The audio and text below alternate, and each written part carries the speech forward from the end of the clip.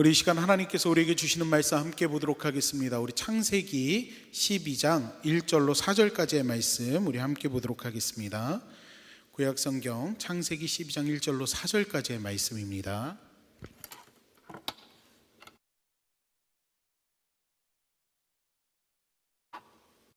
창세기 12장 1절로 4절까지 우리 1절부터 한 목소리로 합독합니다. 시작.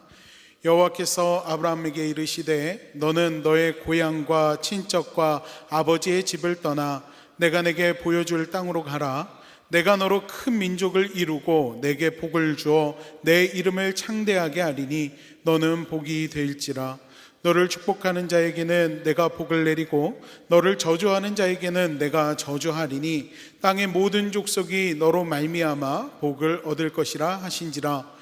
이에 아브라함이 여호와의 말씀을 따라갔고 롯도 그와 함께 갔으며 아브라함이 하란을 떠날 때에 75세였더라. 아멘. 할렐루야. 할렐루야. 우리 이 시간 함께 예배를 드리는 우리 믿음의 성도님들을 주님의 이름으로 환영하고 또 축복합니다. 특별히 우리 오늘 함께 말씀을 나눌 때 너는 복이 될지라 말씀하시는 그 하나님의 음성이 여러분을 향한 축복이 되고 또 여러분의 삶 속에서 하나님의 복된 인생을 살아갈 수 있는 귀한 결단의 시간이 되기를 간절히 축원합니다. 아멘. 말씀을 나누기 전에요, 제가 질문을 하나 먼저 드리겠습니다. 여러분은 인생을 뭐라고 생각하십니까? 질문이 굉장히 심오하죠, 그렇죠? 가을하고 어울리는 것 같으면서도 굉장히 철학적인 질문인 것 같습니다. 여러분은 인생을 어떻게 생각하십니까? 여러분은 인생을 뭐라고 생각하십니까? 사실 이 질문은요, 인류가 시작하고 난 이후에 계속해서 끊임없이 제기되는 질문 중에 하나입니다. 그리고 이에 대한 생각이나 정의들이 굉장히 많이 있습니다. 아마 제가 지금 여러분에게 인생이 뭐라고 생각하십니까? 라고 이야기를 했을 때 여러분 나름대로 안에서 인생은 이런 거야 라고 생각하시는 분들도 아마 계실지 모릅니다. 그런데 이 인생에 대한 질문을요, 누군가는 이렇게 이야기하더라고요. 인생은 끊임없는 선택의 연속이다. 여러분 혹시 들어보셨나요? 인생은 선택의 연속이다. 근데 저는요, 이 말을 들어보고 또 생각하고 또 생각해 보니까 이 말이 진짜 정답인 것 같아요. 우리는 살아가면서요, 매일매일 매 순간순간마다 수많은 선택을 하면서 살아갑니다. 우리는 계속해서 무언가 반복적으로 선택을 하고요, 우리가 선택하는 이것들이 어떻게 보면 우리 인생의 방향을 결정하기도 하고요, 또 때로는 내가 하는 선택 하나가 우리의 인생을 완전히 변화시킬 수 있는 그러한 모습들도 있다라는 생각이 들더라고요. 그런데요, 우리 믿음의 성도님들께서 기억해야 할 것이 있습니다. 인생이 선택의 연속이라면 우리가 선택하는 것에 있어서 무엇을 선택하느냐, 그 기준이 무엇이어야 하느냐가 굉장히 중요하다라는 것입니다. 제가 수요일에도 말씀을 나누면서 잠깐 언급을 했었는데요, 여러분, 선택에는요 분명한 책임이 따른다라는 사실을 우리는 기억해야 한다라는 거예요. 하나님은요 우리에게 자유의지를 주셨습니다. 여러분, 자유의지라는 말 혹시 들어보셨어요? 우리 청소년부 친구들 자유의지라는 말 들어보셨어요? 하나님께서 너는 무조건 이렇게 살아야 돼 라고 하는 것이 아니라 하나님은요 우리 스스로가 생각하고 판단하고 결정할 수 있게끔 우리에게 그 의지를 주셨다라는 것입니다. 그런데요, 이 자유의지를 줌에 있어서 내 마음대로 살아야 된다, 마음대로 살아도 된다, 이것은 아니라는 거예요. 하나님께서 우리에게 자유의지는 주셨지만 우리가 선택해야 될 분명한 그 기준도 함께 제시해 주셨다라는 사실을 우리는 늘 기억해야 됩니다. 하나님께서 우리가 선택할 수 있는 그 기준을 무엇으로 주셨습니까? 바로 하나님의 말씀으로 우리에게 주셨다라는 것입니다. 저는요, 자유의지를 설명할 때 이거보다 좋은 말씀이 없는 것 같아요. 뭐냐? 바로 창세기 처음에 나오는 성과학을 알게 하는 이 나무에 대한 이야기입니다. 여러분, 이 선악과 이야기를 보면은요, 하나님께서 주신 자유의지에 대한 모습들, 그리고 그 선택에 대한 결과들이 아주 너무나도 자세하게 나와 있어요. 하나님께서 천지를 창조하시면서 동산 중앙에 생명나무와 함께 선과 악을 알게 하는 나무를 지어 놓으셨습니다. 그리고서 이 아담과 하와에게 말씀하시죠. 동산 중앙에 있는 이 선과 악을 알게 하는 이 나무의 열매를 빼고는 너희들 다 먹어도 돼. 그런데 너희들이 이 열매를 먹게 되면 어떻게 된다? 죽게 될 거라고 이야기하시는 모습을 우리는 볼 수가 있다라는 것입니다. 즉 하나님께서는요, 그들이 선택할 수 있는 자유의지는 주셨지만 그 자유의지, 그들이 선택하는 데 있어서 무엇을 선택해야 될지 분명한 가이드라인을 제시해 주고 계시다는 거예요. 그 가이드라인이 무엇입니까? 먹으면 안 된다, 먹으면 죽게 된다라는 것입니다. 그럼에도 불구하고 뱀이 하와를 유혹하고 또 하와는 그 뱀의 이야기를 듣고 그 유혹에 넘어가서 그 열매를 먹게 되지 않습니까? 그런데 이 열매를 먹게 되는 상황을 보게 되면요, 누구의 생각으로 그 열매를 먹게 되느냐? 성경은 이렇게 이야기해요. 여자가 그 나무를 본즉 먹음직도 하고 보암직도 하고 지혜롭게 할 만큼 탐스럽기도 한 나무인지라 여자가 그 열매를 따먹고 자기와 함께 있는 남편에게도 주매 그도 먹은지라. 여러분, 선택하는 데 있어서 그 기준이 누굽니까? 내 자신이라는 거예요. 자신의 관점으로, 자신의 안목으로 보고서 선택했다라는 것입니다. 그리고 앞에서 말씀드렸죠. 선택에는 분명한 결과가 따라온다고요. 이 선택이 어떤 결과를 불러오게 되느냐? 하와는 출산의 고통을 당하게 되고요, 아담은 땀 흘려서 노동해야지만 먹을 수 있게 되는 그런 노동의 고통을 받게 됩니다. 또 에덴 동산으로부터 쫓겨나기까지 하는 것을 우리는 성경을 통해서 볼 수가 있다라는 것입니다. 여러분, 이 사건을 보면은요, 하나님의 분명한 말씀이 있음에도 불구하고 인간이 자신의 생각과 관점으로 하나님의 말씀을 어기는 것을 볼 수가 있습니다. 그리고 그 결과 출산의 수고와 그리고 출산과 수고의 고통이 따라오게 되고 또 에덴 동산 밖으로 쫓겨나게 되는 것이 분명하게 기록이 되어 있다라는 거예요. 여러분, 이 사실을 통해서, 이 이야기를 통해서 우리가 알 수 있는 중요한 사실이 있습니다. 그것은 우리의 인생의 선택의 연속이라면 어떤 기준으로 선택해야 하느냐라는 것입니다. 바로 하나님의 말씀을 기준으로 우리는 선택해야 한다는 거예요. 이렇게 이야기를 하면은 어떤 분들은 이렇게 생각하실지도 모릅니다. 아, 목사님, 저는요 하나님 말씀을 잘 몰라요. 저는 성경을 잘 몰라요. 아, 목사님, 저는 신앙생활을 한 지 얼마 되지 않아서 잘 모르겠어요 라고 이야기하시는 분들도 아마 계실지 몰라요. 그런데요, 여러분, 괜찮습니다. 요한복음에 보면은요, 뭐라고 기록되어 있느냐? 예수님께서 이렇게 말씀하세요. 보혜사 곧 아버지께서 내 이름으로 보내실 성령, 그가 너희에게 모든 것을 가르치고 내가 너희에게 말한 모든 것을 생각나게 하리라. 즉 무슨 말이냐? 내 안에 계시는 성령께서 우리의 인생 가운데 깊게 개입하셔서 기억나게 하시고 생각나게끔 해주신다라는 거예요. 그런데 내가 하나님 말씀을 모를 수도 있잖아요. 그러면 어떻게 되느냐? 여러분, 무언가를 선택해야 될 때 여러분 이 질문을 스스로에게 던져보세요. 만약 예수님이라면 어떻게 하셨을까? 만약 주님이라면 무엇을 선택하셨을까? 여러분, 이 질문만 내 스스로에게 던지고 그 답을 찾고자 하면은요, 내 안에 있는 성령님께서, 예수님께서 어떤 선택을 하셨을지 내 마음 가운데 알려주신다라는 것을 여러분 기억하시기 바랍니다. 이러한 맥락에서요, 오늘 우리가 함께 본 창세기의 말씀을 좀 보기를 원합니다. 오늘 창세기의 말씀을 보면은요, 하나님께서요 아브라함을 축복하시는 말씀을 볼 수가 있습니다. 또 이 말씀이 우리가 너무나도 잘 알고 있는 내용이지 않습니까? 그런데 여러분, 이 말씀을 읽으면서 혹시 이렇게 생각해 보신 적 있으실까요? 만약에 아브라함의 입장에서도 이 말씀이 과연 축복의 말씀이었을까? 하나님께서 아브라함에게 말씀하시는 이 내용이 아브라함 자신에게 있어서 그것이 정말 축복의 말씀이었을까? 여러분, 혹시 이런 질문 생각해 보신 적 있으신가요? 저는요, 말씀을 준비하면서요, 이게 과연 아브라함의 입장에서 축복일까라는 생각을 갖게 됐습니다. 여러분, 아브라함의 이야기는요, 창세기 12장부터 나옵니다. 그런데 이 12장, 오늘 우리가 함께 읽은 말씀을 보면은요, 아브라함의 나이가 나와 있어요. 뭐라고 나와 있습니까? 75세라고 이야기를 합니다. 성경을 보면은요, 아브라함이 75세 이전에 어떤 삶을 살았는지 많이 기록이 되어 있지가 않아요. 그나마 우리가 알 수 있는 것이 무엇이냐? 여호수아의 말씀을 통해서 그 집안이, 그 아브라함의 아버지 데라가 우상을 섬겼다라는 사실을 알고 있습니다. 즉 그 집안이 우상을 섬기는 집안이었다라는 사실을 알 수가 있어요. 그리고 성경은 아닌데요, 여러분 외경을 보면은요, 이 아브라함의 아버지 데라가요, 우상을 만드는 일들을 행했고 또 이 우상을 만드는 일을 통해서 부를 축적했음을 알 수가 있습니다. 또 여러분, 한 가지 우리가 알아야 될 것은 뭐냐 하면요, 아브라함이 살고 있는 지역을 우리가 한번 좀 살펴봐야 돼요.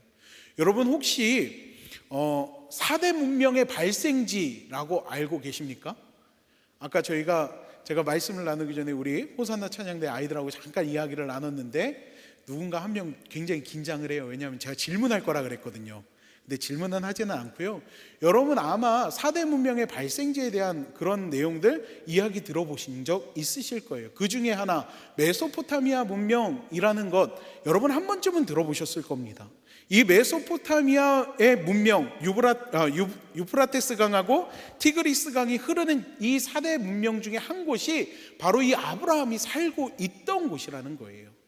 갈대아인의 우르라고 이제 성경에서는 이야기하는데, 우리는 갈대아 우르라고 이야기를 하죠. 여러분, 아브라함의 고향이 이곳인데, 이곳이 메소포타미아 문명을 일으킨 수메르인들이 세운 도시국가입니다. 즉 무슨 말이냐? 여러분, 아브라함이 살고 있던 곳은 전 세계적으로 문명이 발생했다라고 할 만큼 굉장히 고도의 문명이 발생되어 있는 그런 도시였다라는 거예요. 여러분, 아브라함은요, 이곳에 살다가 아버지 데라와 함께 하란으로 이주를 하게 됩니다. 그리고 그곳에서 하나님의 말씀을 듣고 그 말씀에 순종해서 가나안 땅으로 이동하게 된다라는 거예요. 여러분, 우리는요, 가나안 땅 하면은 뭐라고 생각하느냐? 가나안 땅이라는 이야기를 들었을 때 애굽으로 출애굽했던 이스라엘 백성들을 생각하는 분들도 있지만, 굉장히 많은 분들이 가나안 땅이라고 이야기하면은 이것과 연관 지어요. 젖과 꿀이 흐르는 땅. 여러분 한 번쯤은 들어보셨죠? 그런데 그럼 정말로 지금 현재 아브라함이 살고 있는 이 땅, 이 도시와 그리고 하나님께서 이 말씀하셨던 이 가나안 땅을 비교했을 때 가나안 땅이 더 좋냐? 그렇지는 않다라는 거예요. 여러분, 실제로 12장 10절 말씀을 보면은요, 이런 내용이 기록되어 있습니다. 아브라함이 하나님의 말씀에 순종해 가나안 땅에 들어갔지만 그곳에 기근이 들었다라고 이야기하는 것을 볼 수가 있다라는 거예요. 여러분, 아브라함 때만 그랬을까요? 아니요. 여러분, 우리가 잘 아는 요셉의 이야기를 보면 어떻습니까? 야곱이 어디로 가요? 이 애굽으로 넘어가 가지고 곡식을 가지고 오지 않습니까? 그 이유가 뭐예요? 그곳에 기근이 들었기 때문에 그렇다라는 거예요. 즉, 이 가나안 땅은요, 기근이 드는 곳이에요. 그러나 이 4대 문명이 발생했던 공통점은 뭡니까? 그곳에는 강이 흐른다라는 거예요. 이 아브라함이 살고 있던 지금 이곳은요, 이 도시는요, 하나님의 말씀을 들었던 그 도시는요, 기근하고는 거리가 먼 곳이라는 거예요. 오히려 아브라함이 현재 살고 있는 곳이 더 비옥한 토지였다라는 것입니다. 여러분, 아브라함이요, 애굽으로 들어갈 때는 어떻습니까? 아브라함이 그 가족들과 함께 애굽으로 향하게 될 때 그 애굽은요, 안전이 전혀 보장되어 있는 곳이 아니었습니다. 아브라함이 사라에게 하는 말이 무엇입니까? 너는 내 누이라고 이야기하는 모습을 볼 수가 있거든요. 여러분, 근데 왜 너는 내 누이라고 하라라고 이야기하느냐? 그 이유에 대해서 이렇게 얘기해요. 사람들이 사라의 모습을 보면서, 그 아리따운 모습을 보면서 만약에 남편이라고 하면 나를 죽일 것이고 만약에 누이라고 하면 내 환심을 사기 위해서 나를 살려둘 것이다 라고 이야기를 하는 거예요. 그리고 이 이야기가 있은 다음에 어떤 일이 일어납니까? 애굽의 바로 왕이 사라를 보고 실제로 그 한눈에 반해가지고 자신의 아내로 삼으려고 하는 모습이 기록되어 있다라는 것입니다. 즉 그만큼 치안이 불안정한 곳이 지금 하나님의 말씀을 받고 있는 그 땅에서 나가게 될 현실이라는 거예요. 사랑하는 믿음의 성도 여러분, 한 가지를 더 봤으면 좋겠어요. 사도행전 7장 2절로 5절 말씀을 보면은요, 우리가 잘 아는 스데반 집사가 설교하는 장면이 있습니다. 그 스데반이 설교하는 내용을 보면 이렇습니다. 스데반이 이르되 여러분 부형들이여 들으소서. 우리 조상 아브라함이 하란에 있기 전 메소포타미아에 있을 때에 영광의 하나님이 그에게 보여 이르시되 내 고향과 친척을 떠나 내가 내게 보일 땅으로 가라 하시니 아브라함이 갈대아 사람의 땅을 떠나 하란에 거하다가 그의 아버지가 죽음에 하나님이 그를 거기서 너희 지금 사는 이 땅으로 옮기셨느니라. 그러나 여기서 발 붙일 만한 땅도 유업으로 주지 아니하시고 다만 이 땅을 아직 자식도 없는 그와 그의 후손에게 소유로 주신다고 약속하셨으며 라고 이야기하는 것을 볼 수가 있어요. 여러분, 이 스데반 집사가요, 믿음의 조상 아브라함에 대해서 사람들에게 이야기를 하는 거예요. 하나님의 말씀을 듣고서 아브라함이 고향과 친척 아비집을 떠났다라고 이야기를 하고 있는 것입니다. 그런데 우리가 여기서 주목해서 볼 말씀이 있어요. 바로 5절 말씀이에요. 5절 말씀을 보면 뭐라고 이야기합니까? 발 붙일 만한 땅도 주시지 않으시고 자녀도 없는 그에게 그 후손의 소유로 주시겠다고 약속하고 있다라는 거예요. 여러분, 이 말은 뭐냐 하면요, 보세요. 아브라함은요, 하나님의 말씀을 받는 그 순간에 이미 그 땅 가운데에서 자신이 안정적으로 살아갈 수 있는 모든 기반이 다 형성되어 있는 상태였다라는 것입니다. 문명이 발달한 도시 안에서 안전한 가운데에서 정말로 부족한 것 없이 살아갈 수 있는 그 순간에 하나님께서 아브라함에게 이야기하시는 거예요. 너는 내가 내게 보일 땅으로 가라고 말씀을 하고 있다라는 것입니다. 그런데 아브라함의 입장에서 보면은요, 자신이 얻는 것보다 잃는 게 더 많은 상황이라는 거예요. 도시 밖으로 나갔을 때 자신이 오히려 힘들고 어려워할 그 일들이 눈에 뻔히 보이는 상황이라는 것입니다. 또한 우리가 사도행전의 말씀에서 보았던 것처럼 아브라함에게 주시는 약속들이 결국에는 아브라함에게 이익이 되는 것이 아니라 아직 자녀도 없는데 그 후손들에게 주시는 약속일 뿐이라는 거예요.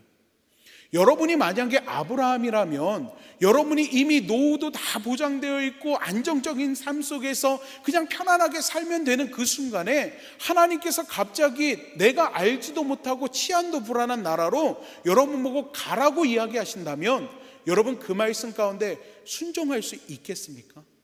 나는 이미 이곳에서 편안하게 나는 정말 모든 것을 누리면서 살아갈 수 있는 환경 가운데 있는데 너는 내게 보일 땅으로 가라라고 말씀하셨을 때 내가 쥐고 있는 것, 내가 누리고 있는 것, 내가 소유하고 있는 것 다 포기하고 갈 수가 있겠냐는 말입니다. 그런데요, 아브라함은요, 그 하나님의 말씀을 듣고서 그 말씀 가운데 온전히 순종하는 것을 볼 수가 있습니다. 왜 그렇습니까?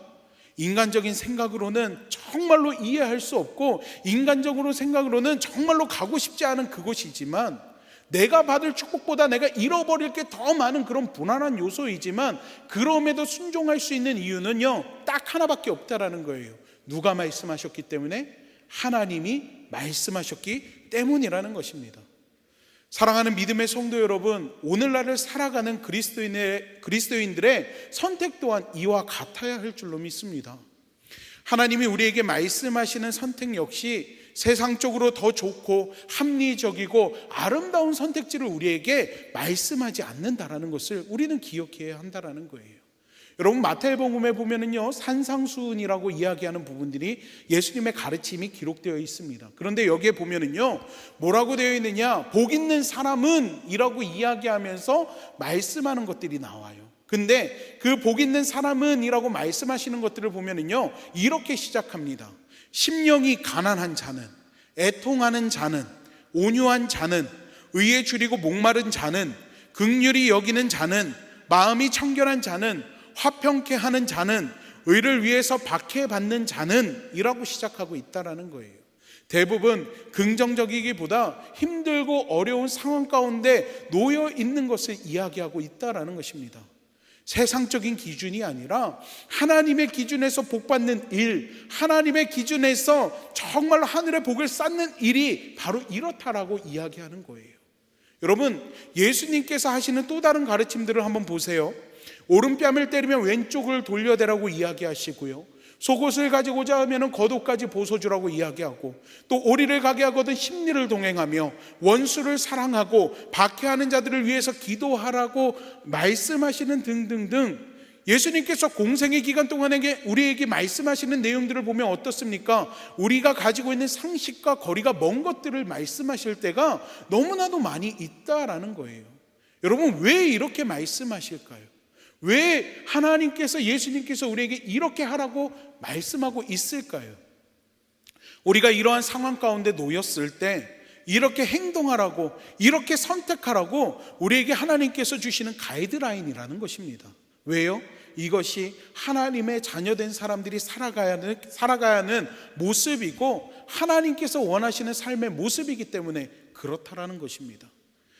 세상의 관점과 상식에서 좋아 보이는 것은 하나님이 주시는 선택지가 아닐 때가 너무나도 많이 있음을 우리는 기억해야 한다는 거예요. 하나님께서 우리에게 요구하시는 것은 우리의 시선과 안목으로 보면 결코 쉽게 선택할 수 있는 것들이 아닙니다. 오히려 그럴듯하고 좋아 보이고 멋지고 폼나는 것들은요, 사단의 유혹일 가능성이 높다라는 것을 우리는 기억해야 된다는 거예요. 실제로 성경에 보면 예수님께서 40일 동안 금식하시고 난 이후에 사단이 와서 예수님을 시험하는 장면이 있습니다. 근데 시험하는 것들을 보면 어떤 것들입니까? 돌을 떡덩이가 되라고 이야기하고, 성전 높은 곳에 가서 뛰어내리라고 이야기하면서 스스로가 하나님의 자녀임을, 하나님이심을 드러내라고 증명하라고 이야기하는 것을 볼 수가 있어요.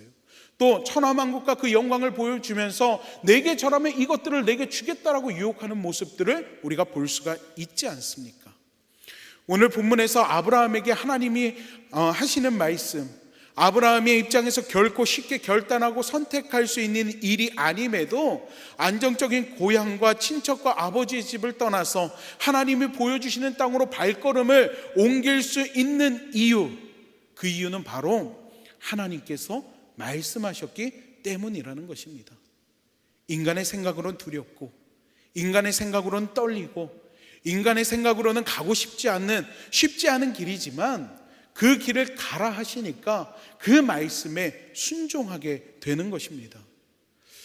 사랑하는 믿음의 성도 여러분, 우리도 아브라함과 같이 나아가야 하는데 우리의 현실은 어떻습니까? 조금만 불안하고 조금만 힘들어도 그 길 걷기를 포기합니다. 나에게 손해가 되고 얻는 것보다 오히려 잃는 것이 더 많은 그런 상황이라면 그 길을 쳐다보지도 않습니다. 하나님께서 가길 원하시는 길이고 주님께서 먼저 걸어가셨던 길이라 할지라도 애써 외면하는 것이 우리 믿음의 현실이라는 것입니다. 아브라함은요, 하나님의 말씀을 붙들었습니다. 너는 복이 될지라, 너는 복이 될지라, 그 말씀을, 그 약속을 의지했다라는 것입니다. 비록 발붙일 땅도 없고 유업도 주지 않으신다고 하지만 후손에게 주시겠다라는 하나님의 말씀을 붙드는 것입니다.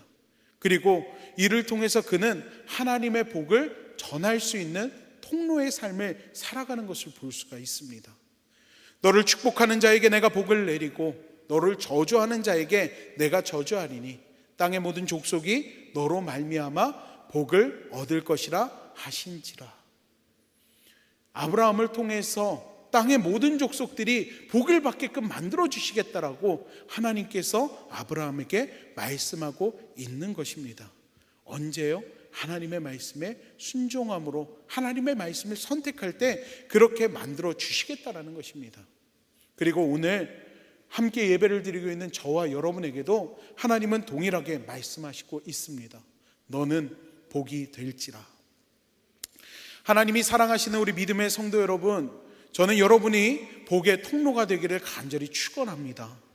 그러기 위해서 어떻게 해야 합니까? 우리 인생의 모든 선택의 순간 속에서 하나님의 말씀을 기준으로 삼고 하나님이 원하시는 선택을 함으로써 날마다 우리의 삶 속에 있는 그 영적인 싸움 가운데에서 승리해야 할 줄로 믿습니다.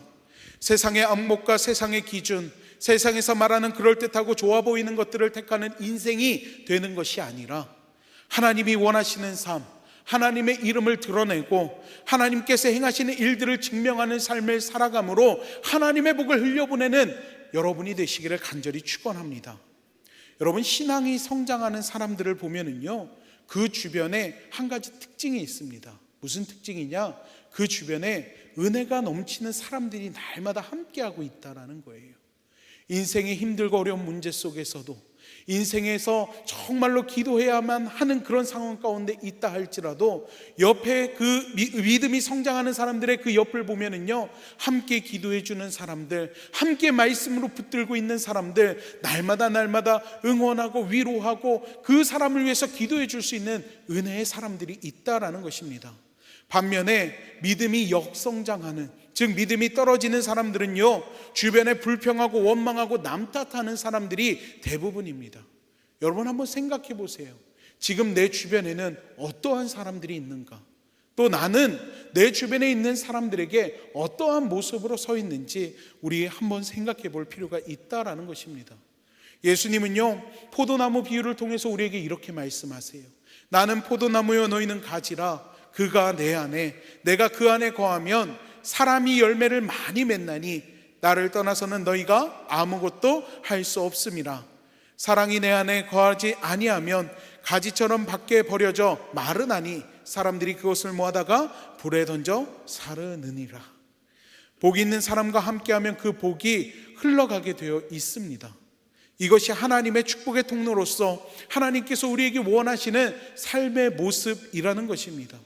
우리가 복의 근원 되시는 주님과 함께하면 그 복이 우리를 통해서 우리 주변에 흘러가게끔 되어진다라는 것입니다. 여러분, 오늘 본문 말씀 4절 말씀을 보면은요, 아브라함은 여호와의 말씀, 즉 하나님의 말씀을 따라갔다라고 이야기합니다. 그가 여호와의 말씀을 따라갈 때, 그가 하나님의 말씀을 선택했을 때 그는 하나님의 복이 될 수 있었습니다. 여러분, 그 혜택을 누가 받습니까? 아브라함과 함께한 롯이 받는 것을 우리는 볼 수가 있다라는 거예요. 롯이 아브라함과 함께할 때 그는 아브라함을 통해서 하나님의 축복을 받게 됩니다. 하지만 그가 아브라함과 떨어졌을 때 어떤 일이 일어납니까? 그는 분명 인간의 눈으로 볼 때 가장 좋은 땅을 선택하여서 아브라함과 서로 반대편으로 향하는 모습을 우리는 창세기를 통해서 볼 수가 있습니다. 그런데 이후에 어떤 반전이 일어나느냐? 아브라함을 떠나 여호와의 동산같이 좋은 땅을 찾아갔던 롯은요, 소돔과 고모라가 멸망할 때 모든 것을 잃어버리게 됩니다.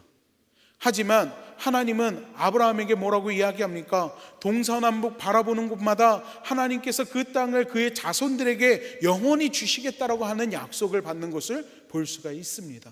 즉 무슨 말입니까? 롯이 아브라함과 함께 할 때, 그는 하나님의 복을 경험했지만 그가 아브라함과 함께 하지 않을 때 확연한 힘들고 어려움이 찾아오는 것을 볼 수가 있다라는 것입니다.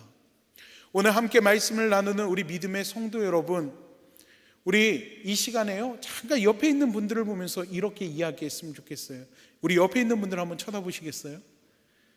예, 잘생기고 멋있고, 그렇죠? 옆에 있는 분들에게 우리 이렇게 한번 이야기해 봅시다. 너는 복이 될지라. 이렇게 한번 이야기해 볼까요? 너는 복이 될지라. 아멘. 여러분, 이거는 서로를 축복하는 말이지 않습니까? 이번에는 앞뒤 사람 보면서 한번 인사해 볼까요? 너는 복이 될지라. 한번 인사해 볼까요?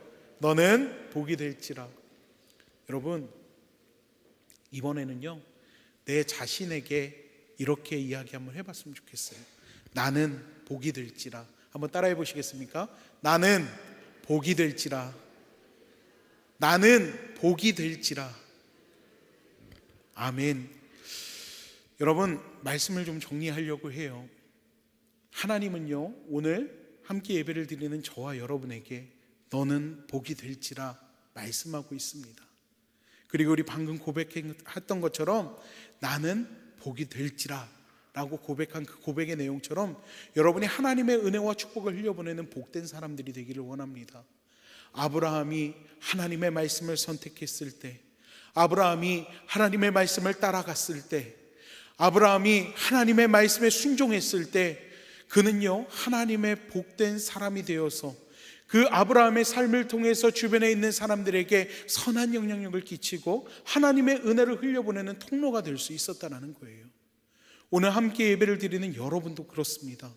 여러분의 주변에 하나님을 믿음으로 내게 하나님 부어주시는 그 은혜와 축복을 그대로 흘려보내는 삶을 살아갈 수 있게 되기를 간절히 축원합니다. 여러분, 세상 사람과 믿음의 사람의 차이점이 뭔지 아세요? 세상 사람들은요, 무엇을 입을까, 무엇을 먹을까, 무엇을 마실까, 자기 복만 쫓아서 따라가고 자기 복만 쫓아서 살아갑니다. 그리고 내가 모았던 내 복된 것들을 내 자녀에게만 물려주려고 하는 것이 세상 사람들이라는 거예요. 하지만 성경 어디에도요, 나 혼자 잘 먹고 나 혼자 잘 살다가 나 혼자 구원받으라고 이야기하지 않습니다. 오히려 성경은 하나님의 사랑을 흘려보낼 것을 우리에게 말씀한다라는 거예요. 믿음의 사람은요, 나 혼자 복을 누리는 것이 아니라 그 복을 내 주변에 있는 이들에게 끼치고 흘려보내고 선한 영향력을 미칠 수 있어야 한다라는 것입니다. 여러분, 혹시 그런 생각해 보신 적 있으세요? 야, 시간 진짜 빨리 간다.